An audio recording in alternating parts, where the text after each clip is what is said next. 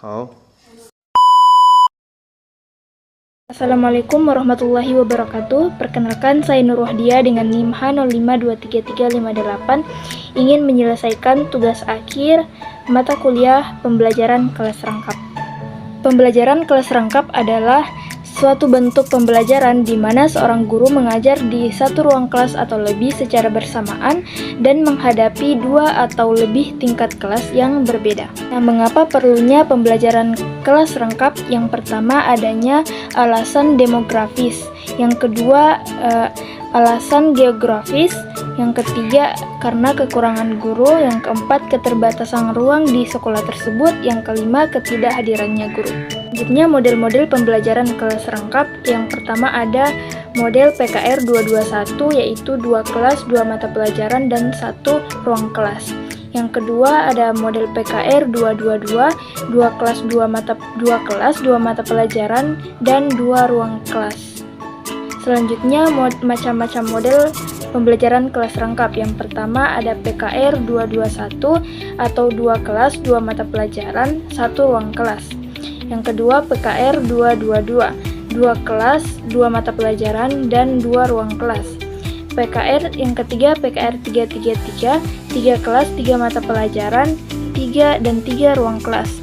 Yang keempat PKR 331, 3 kelas, 3 mata pelajaran, 1 ruang kelas. Penataan ruang kelas. Nah, dalam penataan ruang kelas ini ada beberapa yang harus diperhatikan. Yang pertama ada daerah pajangan. Nah, daerah pajangan itu bisa berupa pajangan kreasi dari siswa, atau bisa poster-poster yang mendukung proses pembelajaran. Terus yang kedua ada kemudahan bergerak. Yang ketiga sinar atau cahaya. Yang keempat panas dan ventilasi. Yang kelima papan tulis. Yang keenam bangku dan kursi. Yang ketujuh meja guru. Yang kedelapan sudut dan aktivitas. Nah, ada beberapa yang perlu kita perhatikan dalam penataan ruang kelas. Yang pertama ada daerah pajangan. Daerah pajangan ini bisa berupa seperti karya dari siswa. Bisa juga poster yang mendukung proses pembelajaran. Terus kemudian kemudahan bergerak. Nah, posisi kursi atau bangku siswa dapat diposisikan dengan baik sehingga masih ada space yang kosong untuk bergerak. Yang ketiga sinar atau cahaya. Yang keempat panas dan ventilasi. Yang kelima papan tulis. Yang keenam bangku dan kursi. Yang ketujuh meja guru. Yang kedelapan sudut aktivitas. Sudut aktivitas ini bisa berupa pojok buku untuk digunakan siswa untuk melakukan aktivitas membaca buku. Jika ada waktu luang seperti waktu istirahat, siswa dapat melakukan aktivitas membaca buku di sudut aktivitas tersebut.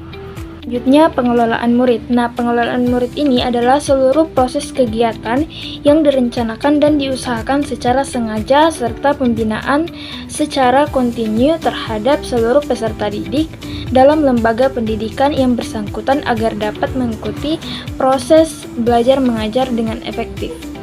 Cara untuk membentuk kelompok belajar. Yang pertama, kita dapat mengelompokkan kelompok belajar berdasarkan persamaan dan kemampuan siswa. Yang kedua, mengelompokkan berdasarkan kemampuan yang berbeda. Yang ketiga, mengelompokkan sosial. Juga beberapa cara untuk meningkatkan keterampilan belajar kelompok. Yang pertama, setiap murid diharuskan mengemukakan gagasan. Yang kedua, setiap murid itu dapat diberikan kesempatan untuk berbicara atau memberikan pendapatnya. Yang ketiga, murid memperhatikan dan dapat menangkap gagasan atau pendapat dari orang lain. Yang keempat, murid dapat menanyakan atau dapat menanggapi gagasan-gagasan yang telah dia tangkap dari penjelasan sebelumnya. Yang kelima yaitu memberikan alasan untuk setiap gagasan dan diskusi. Yang keenam yaitu mendorong murid untuk bertanya. Ada beberapa yang bisa kita manfaatkan untuk sumber belajar. Yang pertama ada lingkungan sekitar di sekolah sebagai sumber belajar. Apakah itu laut, gunung, atau pekarangan sekolah dan sebagainya. Yang kedua yaitu kekayaan alam sebagai sumber belajar, seperti dedaunan, misalkan kita mengamati bagaimana bentuk daun. Yang ketiga, lembar kerja murid, yang akhirnya murid bisa memberikan pendapatnya di lembaran kerja murid tersebut. Selanjutnya ada aturan rutin kelas atau ARK. Nah, ARK ini adalah aturan-aturan dan prosedur yang dirumuskan oleh guru serta dapat dimengerti oleh murid untuk mengatur dan kegiatan dari perilaku sehari-hari murid. Nah, terutama dalam kegiatan belajar. Jadi, memiliki aturan yang jelas dan bagaimana cara untuk melakukannya merupakan sesuatu yang sangat penting bagi seorang guru di PKR ini, pembelajaran kelas rangkap ini. Beberapa contoh disiplin di sekolah bagi siswa. Yang pertama, datang ke sekolah tepat waktu.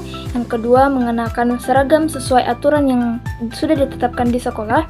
Yang ketiga, mengikuti kewajiban setiap hari Senin, yaitu upacara. Yang keempat, mengumpulkan tugas tepat waktu. Yang kelima, tertib dan mengikuti pembelajaran. Yang keenam, merapikan kelas sebelum pulang.